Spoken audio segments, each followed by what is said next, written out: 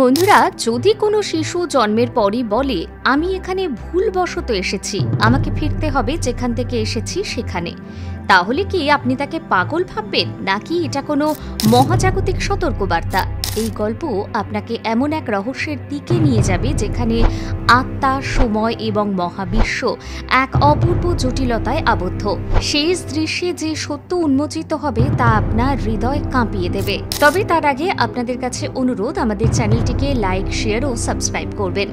গ্রামের সীমান্তে ঘন অরণ্য সেদিন সন্ধ্যায় একটু বেশি শান্ত ছিল, যেন সেখানে বাতাসও থেমে গিয়েছে। গাছগুলো যেন নিজেদের মধ্যে কিছু গোপন কথা বলছে। সূর্য ডুবে যাচ্ছে আর আকাশে নীল রং ছড়িয়ে পড়ছে এক সুরের মতো। এই নিস্তব্ধতা চিরে একটি নারীর বেদনাময় চিৎকার পুরো অঞ্জনা গ্রামে ছড়িয়ে পড়ল। গ্রামটির একেবারে শেষ প্রান্তে একটি ভগ্ন প্রায় কুঁড়েঘর ছিল। সেখানে থাকত রেখা নামের এক বিধবা নারী, যাকে গ্রামের লোকজন বন্ধা বলে অপমান করত। কেউ তার বাড়িতে জল খেতে যেত না, কেউ তার সামনে দিয়ে হেঁটে যেত না। রেখা নিজেও বহু বছর ধরে একা শুধু গাছ আর আকাশের সঙ্গে কথা বলে বেঁচেছিল। কিন্তু গত কয়েক মাস ধরে তার পেটের আকার বদলাতে শুরু করেছিল। গ্রামের লোকেরা তীর্যক মন্তব্য করছিল, এই বুড়ি এবার বার্ধক্যের নাটক করছে। কিন্তু রেখা চুপ ছিল। আজ সেই দিন, যেদিন সবকিছুই বদলে যাবে। রেখা মাটিতে পড়েছিল, তার মুখ ঘামে ভেজা, নিঃশ্বাস দ্রুত। তার চোখে ছিল না আশা, না ছিল ভয়, ছিল কেবল এক অনুভব। হঠাৎ যেন সময় থেমে গেল। এক অদ্ভুত কম্পন গোটা গ্রামে ছড়িয়ে পড়ল। আকাশের মেঘ এক মুহূর্তের জন্য এমনভাবে সরে গেল যেন কোনো অদৃশ্য দরজা খুলে যাচ্ছে। সেই মুহূর্তে রেখার শরীর থেকে এক অদ্ভুত আলো বের হলো এবং জন্ম নিল এক শিশু। কোনো কান্না নয়, কোনো আর্তনাদ নয়, কেবল এক শুকনো গম্ভীর কণ্ঠস্বর। আমি এখানে ভুল করে চলে এসেছি, আমাকে ফিরতে হবে। রেখার চোখ বিস্ময় বড় হয়ে গেল। তার শরীরে আর কোনো যন্ত্রণা ছিল না, ছিল কেবল কাঁপুনি। শিশুটির ঠোঁট নড়ছিল। না, এটা কোনো স্বপ্ন নয়, কোনো ভ্রম নয়, সত্যি সে কথা বলছিল। আর তার কণ্ঠস্বর যেন সোজা রেখার আত্মাকে ছুঁয়ে যাচ্ছিল। কথাটা গ্রামে আগুনের মতো ছড়িয়ে পড়ল। রেখা কোনো প্রেত জন্ম দিয়েছে। শিশুটি জন্মেই কথা বলছে। সে নিশ্চয়ই প্রেত, রাক্ষস, তার ছায়া পর্যন্ত নেই। লোকজন কুঁড়ে ঘরের বাইরে ভিড় করল, কিন্তু ভেতরে ঢোকার সাহস কারো ছিল না। দূর থেকে দেখা গেল রেখার কোলে এক ছোট্ট শিশু নিঃশব্দে শুয়ে আছে, না হাসছে না কাঁদছে। আর সবচেয়ে অদ্ভুত ব্যাপার, তার শরীরের পিছনে কোনো ছায়া নেই। গ্রামের সবচেয়ে বয়স্ক ব্যক্তি, যিনি এখন প্রায় কথা বলতে পারেন না, তিনি কাঁপা কাঁপা কণ্ঠে বললেন, আমি এরকম একবার শুনেছিলাম আমার দাদুর মুখে। এটা কোনো সাধারণ আত্মা নয়, এ হলো জগতের একটি ভুল। শিশুটির মুখে এক অদ্ভুত শান্তি, কিন্তু তার চোখ যেন বৃদ্ধের মতো গভীর। সে কোনো শব্দ না করে সবার দিকে তাকাচ্ছে, যেন সে সব বুঝছে। কি কি ভাবছে, কেন তাকাচ্ছে। তার ত্বকে এক রহস্যময় দীপ্তি, যেন সে কোনো দেহ নয়, শক্তির প্রতিরূপ। রেখা তাকে বুকে চেপে ধরে বসেছিল। মুখে ক্লান্তি, কিন্তু চোখে এক প্রশান্তি। তার মনে হচ্ছিল সে যেন কোনো ঋষিকে জন্ম দিয়েছে, কিন্তু একই সঙ্গে বোঝার চেষ্টা করছিল এই শিশু নিয়মের বাইরে। রাত হলো, পুরো গ্রাম আতঙ্কে ঢেকে গেল। কেউ ঘরবন্দি, কেউ মন্দিরে পুজো দিচ্ছে, কেউ আবার রেখার কুঁড়ে ঘরের চারপাশে লেবু লঙ্কা ঝুলিয়ে দিল। সেই রাতেই যখন সবাই ঘুমিয়ে, রেখার ঘর থেকে এক নীল আলো নির্গত হলো। শিশুটি ঘুমিয়েছিল না, সে উঠে বসেছিল। তার মাথায় এক রহস্যময় চিহ্ন চলছিল। সে আকাশের দিকে তাকিয়ে এক অজানা ভাষায় কিছু বলছিল, কোনো দূর জগতের ভাষা। রেখা ঘুমোচ্ছিল, কিন্তু তার শরীর কাঁপছিল। শিশুর সেই শব্দে বাতাস ভারী হয়ে উঠছিল, গাছ কেঁপে উঠছিল, কুকুরগুলো একটানা কাঁদছিল। পরদিন সকালে দেখা গেল গ্রামের কিছু শিশু কথা বলতে পারছে না, কিছু মহিলারা অসংলগ্ন কথা বলছে, গ্রামের ঘড়ি উল্টো চলছে। আর এই সব কিছু ঘটছে কেবল রেখার ঘরের চারপাশে। গ্রামে ভয় চরমে পৌঁছেছে। তৃতীয় দিনের দুপুরে অরণ্যের দিক থেকে এক অপরিচিত ব্যক্তি গ্রামে এলেন। লম্বা কাঁধ, শুভ্র দাড়ি, গেরুয়া পোশাক এবং তার চোখ এমন গভীর যেন তাকালে সময় স্থির হয়ে যায়। কেউ তাকে আসতে দেখেনি, কিন্তু তিনি গ্রামের মাঝখানে এসে দাঁড়ালেন। একটিও কথা না বলে তিনি রেখার ঘরের দিকে এগিয়ে গেলেন। পুরো গ্রাম তার পেছনে পেছনে চলল নিঃশব্দে। যখন তিনি কুঁড়ে ঘরের ভেতরে ঢুকলেন, শিশুটি একেবারে শান্ত হয়ে তার দিকে তাকিয়ে রইল। কোনো ভয় নয়, কোনো আন্দোলন নয়। সেই সাধক চোখ বন্ধ করে গভীর শ্বাস নিলেন, তারপর শিশুর দিকে ঝুঁকে তাকালেন। 1 মুহূর্ত, 2 মুহূর্ত, তারপর গ্রামবাসীদের দিকে ঘুরে বললেন, এই শিশুকে কেউ স্পর্শ করো না। ও কোনো সাধারণ আত্মা নয়। ও ভুলবশত নয়, উদ্দেশ্য নিয়ে এসেছে। তবে সেই উদ্দেশ্য তোমরা এখন বুঝবে না, তার সময় এখনো আসেনি। গ্রামে নিস্তব্ধতা নেমে এলো। রেখার চোখে অশ্রু, কিন্তু ঠোঁটে হাসি, যেন সে কিছু হারায়নি, বরং কিছু ফিরে পেয়েছে। কোনো উত্তর, কোনো ইঙ্গিত, হয়তো কোনো সম্পর্ক যা অনেক জন্ম আগে থেকেই ছিল।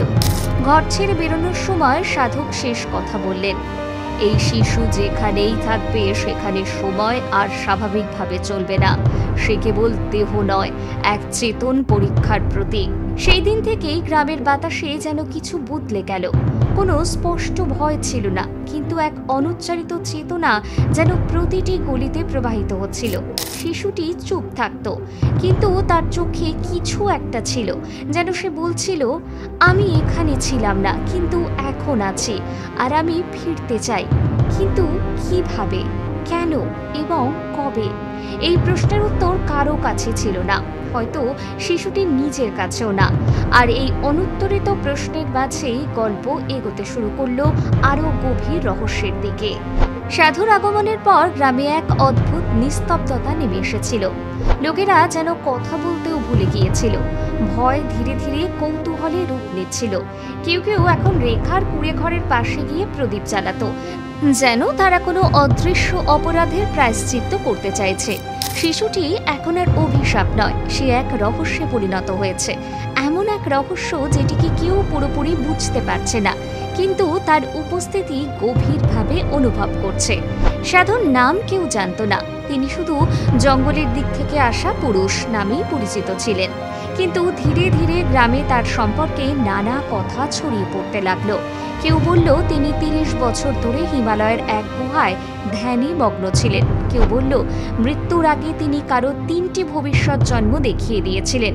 কেউ বলল তিনি মানুষই ছিলেন না কোনোদিন। কেউ জানত না সত্য কি, কিন্তু তার মধ্যে এক ধরনের গভীরতা ছিল, যা একজন সাধারণ মানুষের পক্ষে সম্ভব নয়। তিনি এখন রেখার কুঁড়ে ঘরেই এক কোণে চুপচাপ বসে থাকতেন। কখনো চোখ বন্ধ করতেন, কখনো শিশুর দিকে এক দৃষ্টিতে তাকিয়ে থাকতেন, কিন্তু কিছু বলতেন না। রেখা তার পাশে বসত, কোনো প্রশ্ন করত না। সে শুধু এটা বুঝে গিয়েছিল এই সাধু শিশুটিকে জানেন, হয়তো সেই জগৎকেও যেখান থেকে সে এসেছে। শিশুটি এখন 6 দিনের, কিন্তু সে কোনো সাধারণ শিশু নয়। না সে দুধ চায়, না কাঁদে। তার চোখ সব সময় খোলা থাকে, আর মাঝে মাঝে সে মাটিতে বা দেওয়ালে ছোট ছোট আঙুল দিয়ে কিছু অদ্ভুত চিহ্ন আঁকে। সেগুলো দেখে রেখার আত্মা কেঁপে ওঠে। ওগুলো কোনো ভাষার মতো না, কিন্তু তাতে এক ধরনের সংগঠন থাকে, যেন জগতের কোনো অনুনাদিত শব্দ চিত্রের রূপে ধরা দিয়েছে। সাধু এবার সেই চিহ্নগুলো লক্ষ্য করতে শুরু করলেন। এক রাতে তিনি ধ্যানে বসে বললেন, এই শিশুটির আত্মা এসেছে অনেক দূর থেকে, এত দূর যে সেখানে সময় বলে কিছু নেই। রেখা ভয়ে জিজ্ঞেস করল, সে মানুষ তো? সাধু হাসলেন না, শুধু তার দিকে তাকিয়ে রইলেন। মানুষ এক ভ্রম, যা তুমি দেখছো তা কেবল এক শরীর, যার মধ্যে এই আত্মা প্রবেশ করেছে। কিন্তু একটা ভুল হয়ে গেছে। কেমন ভুল? রেখার গলা কেঁপে উঠল। এই আত্মা মধ্যলোকের আত্মা। না সে পুরো জন্ম নেয়, না তার মৃত্যু হয়। এই মধ্যলোক শুধু তাদের জন্য যাদের ব্রহ্মাণ্ড কোনো বিশেষ উদ্দেশ্যে তৈরি করেছে। এই আত্মা হয়তো কাউকে টেনে এনেছে, অথবা নিজেই ভুল করে চলে এসেছে। রেখার হাত কেঁপে উঠল। তার মাতৃত্ব আর ভয় একে অপরের সঙ্গে লড়াই করতে লাগলো। সেই রাতে গ্রামে আরো কিছু অদ্ভুত ঘটনা ঘটল। অনেকেই একই স্বপ্ন দেখল। কেউ তার মৃত দিদার সঙ্গে কথা বলছে, কেউ ছোটবেলায় হারিয়ে যাওয়া বাবার সঙ্গে, সকলে সকালে উঠে একটাই কথা বলল, তারা বলেছে এই শিশু ভিন্ন, ওকে ফিরিয়ে দেওয়া উচিত। এক বৃদ্ধ কেঁদে বললেন, আমি আমার দাদুকে দেখেছি, উনি বলেছেন গত 1000 বছরে এরকম শিশু পৃথিবীতে প্রথম এসেছে। এখন আর কেউ ভয় পাচ্ছিল না, সবাই স্তব্ধ। সবার চোখে একটাই প্রশ্ন, সে কে? শিশুটি প্রতিদিন মাটিতে নতুন চিহ্ন আঁকত, প্রতিবার আলাদা আলাদা, গোল চক্রে বাঁধা ত্রিভুজ, মাঝখানে উল্টো বৃত্ত অথবা আলোকিত বিন্দু। সাধু চিহ্নগুলো দেখে কেঁদে ফেললেন। এই চিহ্নগুলো সেই চিহ্ন যেগুলো মহাজাগতিক দ্বার খোলার জন্য ব্যবহৃত হয়। রেখা কিছুই বুঝতে পারছিল না। সাধু বললেন, ব্রহ্মাণ্ডে কিছু জায়গা আছে যেখানে চেতনা প্রবেশ ও প্রস্থান করতে পারে, তবে এই দরজা শুধু 1000 বছর অন্তর একবারই খোলে এবং কেবল তাদের জন্য যারা একটি বিশেষ উদ্দেশ্য নিয়ে এসেছে। শিশুটিকে সেই দরজা খুঁজে পেতে হবে, না হলে সে এখানেই আটকে যাবে। সে মরবে? রেখা ভয়ে জিজ্ঞাসা করল।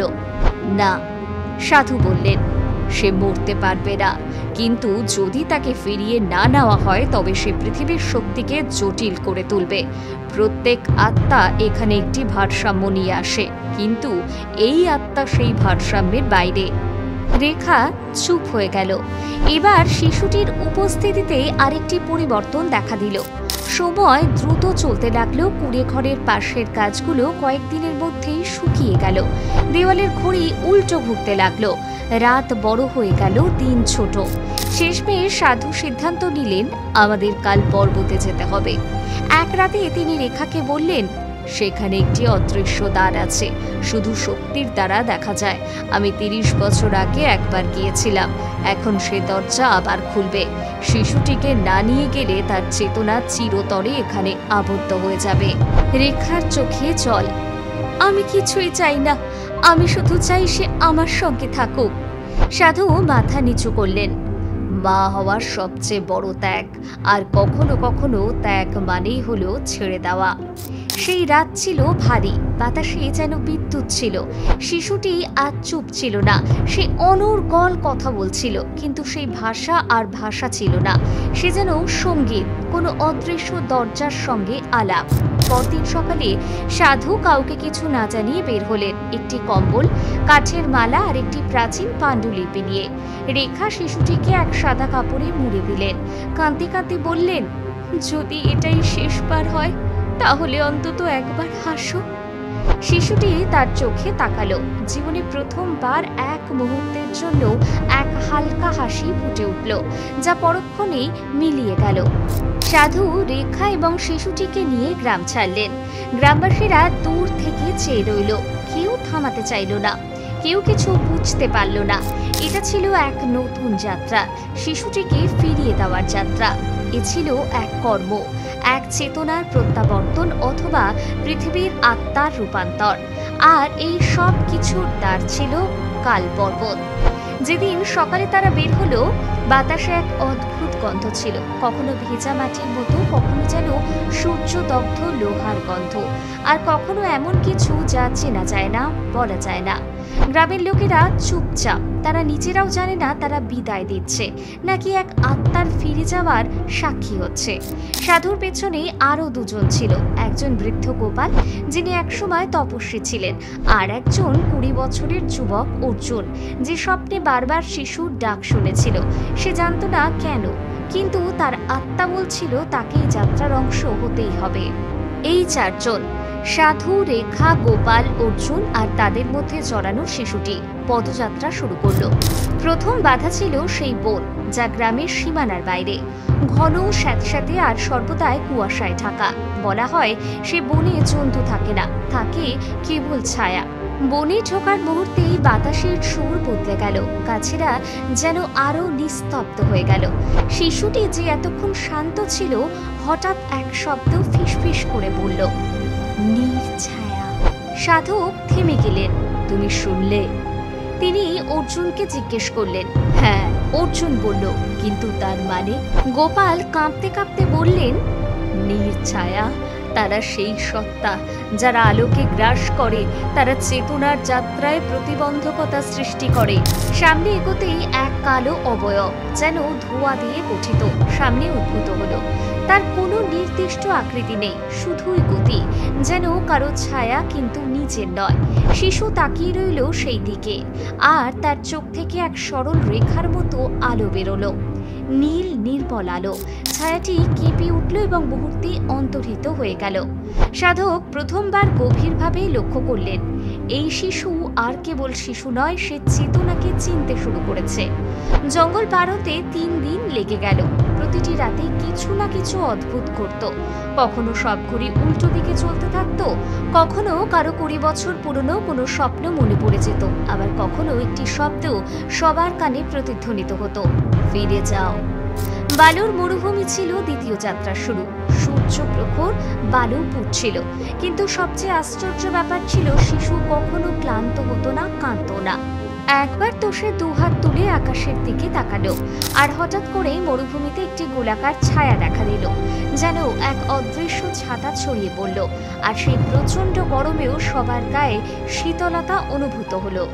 রেখা তখন প্রথম বলল, এ আমার গর্ভে জন্ম নিলেও আমার নয়, এ হলো অন্য কোনো লোকের প্রতিশ্রুতি, যা ভুলবশত এই পৃথিবীতে জন্ম নিয়েছে। সাধক তার পিঠে হাত রেখে বললেন, সব মায়েরা শুধু জন্ম দেয় না, কেউ কেউ দ্বার হয়ে ওঠে। তুমি সেই দ্বার, যার মধ্য দিয়ে একটি চেতনা ভুল পথে এসে ঠিক গন্তব্যে পৌঁছচ্ছে। মরুভূমি পার হতেই তারা ঢুকলো এক নির্জন পাথরে ভর্তি উপত্যকায়। সেখানকার শিলাগুলিতে অদ্ভুত চিহ্ন ছিল, সাপের মতো ঘুরে যাওয়া রেখা, উল্টো ত্রিভুজ, আর এক প্রতীক যা শিশু আগেই মাটিতে এঁকে ফেলেছিল। অর্জুন হঠাৎ বলল, আমরা সঠিক পথে আছি, এই শিশুর উৎসস্থলের প্রতীকগুলো এগুলি। শিশু তখন হেসে ফেলল। সেই হাসি আর কোনো শিশুর ছিল না, তা ছিল মহাবিশ্বের হাসি, যেখানে আলো, অন্ধকার ও অনন্তকাল সবই লুকানো। যখন তারা হিমালয়ের সীমানায় পৌঁছলো, তখন শিশু কথা বলা শুরু করেছিল, কিন্তু তার ভাষা এই পৃথিবীর ছিল না। সে শব্দে নয়, কম্পনে কথা বলতো, যাতে পাথর কেঁপে উঠত, জল উপরের দিকে উঠত, আর বাতাস থেমে যেত। গোপাল একদিন বললেন, এ আর শিশু নয়, এটি হলো শক্তি, যা নিজের উৎসের দিকে ফিরে চলেছে। সাধক এখন কম কথা বলতেন, তিনি চুপ থাকতেন, কিন্তু তার অন্তরে ছিল এক দ্বিধা। এখন তিনি নিজেই জানতেন না শিশু পথপ্রদর্শক, না নিজেই এক ব্রহ্মাণ্ডীয় উদ্দেশ্য। এমন সময় তারা এসে পৌঁছল কাল পর্বতের সামনে, এক উচ্চ শিলাময় পর্বত, যেখানে প্রতিটি মুহূর্তে আবহাওয়া বদলে যায়। কখনো রোদ, কখনো বরফ, কখনো ঝড়, আবার হঠাৎ নিস্তব্ধতা। সাধক এক গুহার দিকে ইশারা করলেন, এইখানেই প্রবেশ করতে হবে। ভিতরে এক দরজা আছে যা চোখে দেখা যায় না, তা কেবল অনুভব করা যায়, আর সেটা তখনই খুলবে যখন আত্মা নিজেকে চিনে নেবে। শিশু তখন নীরব ছিল, কিন্তু তার চারপাশে এক মৃদু আলো ঘিরে ধরেছিল, যেন তার দেহ কোনো শক্তির দ্বারা আবৃত। তার পা নিজে থেকেই সেই দিকেই এগিয়ে গেল যেদিকে সাধক দেখিয়েছিলেন। গুহায় প্রবেশ করতেই এক অদ্ভুত ঠান্ডা অনুভব হলো, যেন ভিতরে প্রবেশ করতেই সময় থেমে গেছে। শিশু সামনে এগিয়ে গিয়ে একটি শিলায় হাত রাখল, আর পর্বত কেঁপে উঠল। সাধক চিৎকার করে উঠলেন, সে জেগে উঠেছে! ঠিক সেই মুহূর্তে শিলা দ্বিখণ্ডিত হয়ে গেল, নিচে থেকে 2টি ভাগে ভাগ হয়ে গেল। তার মধ্য থেকে বেরিয়ে এলো এক তরঙ্গ, নীল কম্পনে ভরপুর, অসীম আলোতে আচ্ছন্ন। তা কোনো দরজা ছিল না, কোনো গুহা নয়, কোনো সুড়ঙ্গ নয়, তা ছিল একমাত্র আত্মিক অনুভবের দ্বারা উদ্ভাসিত এক মহাজাগতিক দ্বার। অর্জুন ও গোপাল তাকিয়ে থাকলো, কিন্তু তাদের চোখে কেবল বাতাসের হিল্লোল। কিন্তু সাধক চোখ বন্ধ করলেন, আর তিনি দেখলেন এক রেখা যা অসীম আলোর দিকে ছুটে চলেছে। শিশু সেই দিকে তাকিয়েছিল, তার চোখে এখন জ্বলে উঠেছিল সেই স্মৃতি, যে সে কে এবং কোথা থেকে এসেছে। রেখা পিছনে দাঁড়িয়েছিল, তার মুখ ছিল শান্ত, কিন্তু চোখে জ্বলছিল সেই আগুন, যা একজন মায়ের চলে যখন সে জানে যে তার সন্তান আর তার কাছে থাকবে না। শিশু ধীরে ধীরে সেই আলোর দ্বারের দিকে এগিয়ে চলল, আর তখনই বাতাস থেমে গেল। সাধক হাত তুললেন এবং বললেন, এখন সময় তোমার নয়, এখন চেতনা পথ বেছে নেবে, আমরা কেবল সাক্ষী। আলো তীব্র থেকে তীব্রতর হয়ে উঠল, আর দৃশ্য মিলিয়ে গেল শূন্যে। কালপর্বতের গুহার ভিতরে সেই আলো আরো প্রবল হয়ে উঠল। বাতাস কম্পিত, সময় যেন সংকুচিত, হৃদয়ের ধ্বনি মন্থর। সাধক, রেখা, গোপাল ও অর্জুন চারজনই দাঁড়িয়ে, কিন্তু কেউ যেন তাদের থামিয়ে রেখেছে। অদৃশ্য এক বন্ধন যা তাদের মনকে জড়িয়ে ধরেছে। শিশু তাকিয়েছিল সেই দ্বারের দিকে, যা কোনো শিলায় খোদাই করা দরজা নয়, বরং আলোর প্রবাহমান অভিজ্ঞতা। এক কম্পিত রেখা যা চোখে দেখা যায় না, অনুভব করা যায় আত্মা দিয়ে। কিন্তু ঠিক যখন সে এক পা এগিয়ে গেল, কিছু থেমে গেল, যেন সেই দ্বার তার উপস্থিতিকে চিনে ফেলেছে। আর তখনই সময়ের ওপারে এক অদ্ভুত পর্দা খুলে গেল। কোনো বস্তুগত পর্দা নয়, তা মহাবিশ্বের স্মৃতি, যেখানে প্রতিটি আত্মার হিসাব নিকাশ লেখা ছিল। আর তখনই সেই শিশুর চারপাশে ভেসে উঠল তার অতীত স্মৃতিগুলি। প্রথম স্মৃতি এক প্রাচীন সমৃদ্ধ নগর। শিশু ছিল এক যোদ্ধা যে ক্রোধে এক নির্দোষকে হত্যা করেছিল। দ্বিতীয় স্মৃতি এক নারী যে প্রেমে পড়ে আত্মহত্যা করেছিল, আর সেই প্রেম ভেঙে দেওয়ার কারণ ছিল এই শিশু। তৃতীয় স্মৃতি এক সাধুর যে তপস্যা করছিল, কিন্তু শেষ মুহূর্তে অহংকার জেগে ওঠে, আর সে সিদ্ধি প্রদর্শনের লোভে সঠিক পথ থেকে বিচ্যুত হয়। প্রত্যেক জন্ম তার চোখের সামনে দিয়ে প্রবাহিত হচ্ছিল, আর সে নীরব হয়ে দেখছিল। তার চোখ দিয়ে অশ্রু গড়িয়ে পড়ছিল, সেই অশ্রু শরীরের নয়, আত্মার। সে আর কেবল শিশু ছিল না, সে হয়ে উঠেছিল সেই সমস্ত যন্ত্রণা, জীবন আর কর্মের সম্মিলিত রূপ, যা সে বহন করেছে, অনুভব করেছে, বপন করেছে। সাধক তার কাঁধে হাত রেখে বললেন, ভয় পাস না, এই সব স্মৃতিগুলো সত্যি, কিন্তু তুই ওগুলোর মধ্যে আটকে নেই। তুই এখন আর সেই পূর্বের রূপে নেই, তবে এও সত্যি যে তুই তাদের পথ পেরিয়ে এসেছিস। শিশুটি প্রথমবার সাধকের দিকে তাকালো, যেমন একজন বৃদ্ধ তাকায়। তার চোখে আর শিশুদের মতো নিষ্কলুষতা ছিল না, তাতে ছিল ক্লান্তি, অপরাধবোধ, আর কোথাও গভীরে লুকিয়ে থাকা এক ক্ষমার তৃষ্ণা। ঠিক তখনই ব্রহ্মাণ্ড থেকে এক কম্পন উঠল, এক শব্দবিহীন স্বর, যার কোনো ভাষা ছিল না, কিন্তু প্রতিটি আত্মা তা বুঝতে পারত। তুমি কি প্রস্তুত আবার সবকিছু সহ্য করতে, যদি তোমাকে ফিরিয়ে না পাঠানো হয়? শিশুটির মুখ থমকে গেল। মানে, এর অর্থ কি? রেখা ফিসফিস করে জিজ্ঞাসা করল। সাধকের চোখ ভারী হয়ে উঠল। তিনি বললেন, এই দরজা কেবল তাদেরই গ্রহণ করে যারা পূর্ণ আত্মসমর্পণে আসে। আর পূর্ণ আত্মসমর্পণ মানে নিজের পথ নির্ধারণের অধিকার ব্রহ্মাণ্ডকে দিয়ে দেওয়া। হয়তো এটি কেবল শিশুটির পরীক্ষা নয়, আমাদেরও। শিশুর চোখ তখনও বন্ধ ছিল, কিন্তু তার আত্মার ভেতরে এক গভীর ঝড় উঠেছিল। সে জানত এটাই সেই দরজা যেখান থেকে সে এসেছে। কিন্তু এবারে দরজা কেবল তখনই খুলবে যখন সে একটুও প্রত্যাশা ছাড়া সামনে এগিয়ে যাবে। যদি ফিরিয়ে দেওয়া হয়, সে সব ভুলে যাবে, এবং হয়তো পৃথিবীতে সেই পুরনো চক্র আবার শুরু হবে। যদি আমাকে ফিরিয়ে না পাঠানো হয়, আমি কি সহ্য করতে পারবো? তার চোখ থেকে একটি সরল অশ্রুবিন্দু রেখা বয়ে গেল। ঠিক তখনই ঘটল এক বিস্ময়কর ঘটনা। শিশুটির ছায়া তার শরীর থেকে আলাদা হয়ে পরিষ্কারভাবে মাটিতে দৃশ্যমান হলো। আগে সে ছায়া তার সঙ্গে সঙ্গে ছিল, কিন্তু এবার তা ধীরে ধীরে বিপরীত দিকে হাঁটতে লাগলো। গোপাল কেঁপে উঠলেন। এটা কি? সাধক গভীরভাবে নিঃশ্বাস নিলেন। ছায়া, আত্মা, স্মৃতি। যদি সেটা উল্টো দিকে যাচ্ছে, তার মানে শিশুর কোনো অংশ এখনো এই পৃথিবীর সঙ্গে আবদ্ধ। রেখা হাঁটু গেড়ে বসে প্রার্থনায় লীন হলো। ভগবান, এটিকে সম্পূর্ণ করো। এ কেবল আমার সন্তান নয়, এ পৃথিবীর আশাও। অর্জুন চুপচাপ তাকিয়েছিল। ছায়াটা কি আমাদের ছেড়ে চলে যাচ্ছে? শিশুটি এবার ধীরে চোখ খুলল এবং মৃদু স্বরে বলল, আমি প্রস্তুত। সাধক কিছু বলার আগেই ব্রহ্মাণ্ডীয় সেই রেখা, সেই আলোক তার ধীরে ধীরে জ্বলে উঠল। আলো এখন তরলের রূপ নিয়েছিল, যেন কোনো গভীর জলের নিচ থেকে এক মন্ত্র উঠে আসছে। শিশুটি এক পা এগিয়ে দিল, ছায়া থেমে গেল। দ্বিতীয় পা, ছায়া ধীরে ধীরে ফিরে আসতে লাগলো। তৃতীয় পা। সে এখন ঠিক দরজার সামনে। তখন সময় থেমে গেল। প্রত্যেক আত্মার স্পন্দন এক হয়ে গেল। মনে হলো পৃথিবী, আকাশ ও ব্রহ্মাণ্ড একসাথে শ্বাস নিয়েছে। শিশুটি সামনে দাঁড়িয়েছিল, কিন্তু সে এখন কেবল শরীর নয়, সে ছিল বহু জন্মের ক্লান্তি, অপরাধ আর প্রার্থনার সংমিশ্রণ। ব্রহ্মাণ্ড আবার প্রশ্ন করল, তুমি কি নিজের ইচ্ছে বিসর্জন দিয়ে কেবল আমাদের সিদ্ধান্ত মেনে নেবে? শিশুটি বলল, হ্যাঁ। আর তখনই সেই আলোর দরজা এক তরঙ্গে রূপান্তরিত হয়ে বিস্ফারিত হলো। কিন্তু তা শিশুটিকে নিজের মধ্যে টেনে নিল না, বরং সেই আলো ছড়িয়ে পড়ল চারদিকে। রেখা, অর্জুন, গোপাল, সাধক সকলেই সেই কম্পনে এক হয়ে গেলেন। এক নতুন চেতনা, যা সেই মুহূর্তে সবাইকে স্পর্শ করল। প্রকাশিত হলো এক আলো যার কোনো আকার ছিল না, কিন্তু যার উপস্থিতি সবাই অনুভব করলো। তোমরা সবাই পরীক্ষায় উত্তীর্ণ হয়েছ, এখন সিদ্ধান্ত হবে পৃথিবীর। শিশুটি পেছনে তাকালো। তার ছায়া আর পিছনে বা সামনে ছিল না।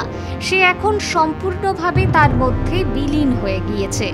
সাধকের চোখ থেকে অশ্রু গড়িয়ে পড়ল, কিন্তু সেটা দুঃখের ছিল না, পূর্ণতার অশ্রু ছিল।